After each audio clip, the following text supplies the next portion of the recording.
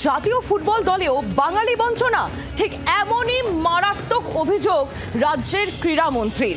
প্রধানমন্ত্রী নরেন্দ্র মোদী তিনি আগামীকাল বঙ্গ সফরে আসছেন, আর তার আগেই এই বিস্ফোরক অভিযোগ রাজ্যের ক্রীড়ামন্ত্রীর।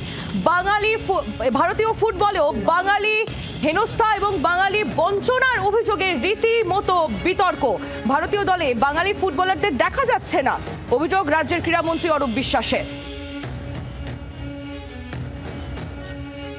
আমরা লক্ষ্য করেছি যে ভারতীয় ফুটবলের যে অবস্থা প্রায় 137তম স্থানে চলে গেছে। কতদিন না বাংলা ভারতীয় ফুটবলকে নেতৃত্ব দিতে পারবে, ভারতীয় ফুটবল আর কোনোদিনও এগোবে না। আপনারা দেখবেন যখন টিম সিলেকশন হয়, আজকে আমাদের এখানে এত বড় বড় খেলোয়াড়, এত ভালো খেলোয়াড় যারা খেলছেন, আপনি দেখুন ভারতীয় দলে আমাদের বাংলা থেকে একজনকেও নেওয়া হয় না।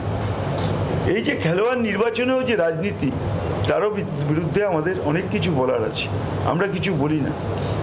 সে সর্বক্ষেত্রেই আমরা দেখছি যে যারা প্রকৃত প্রতিভাবান, যারা যোগ্য, তারা বঞ্চিত হচ্ছে। এই রাজনীতির শিকার হলে যদি বাংলার ছেলেরা বারবার বঞ্চিত হয়, তাহলে একদিন দেখবো হয়তো 237-এ ভারতীয় ফুটবল পৌঁছে গেছে। আমার নিজের কি অক্ষমতা বা আমি কি পারলাম না সেটা না বলে সব দোষ অন্য লোকের।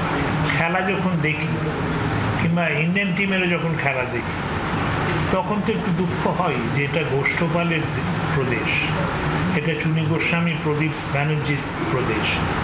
এখানে কি আমরা ক্রীড়ায় সেই জিনিস তৈরি করতে পারছি? সব কিছুতে যেমন অবক্ষয় হয়েছে। উনি এগিয়ে বাংলা বলেন বটে, কিন্তু ফুটবলে তো এগিয়ে বাংলা দেখি না।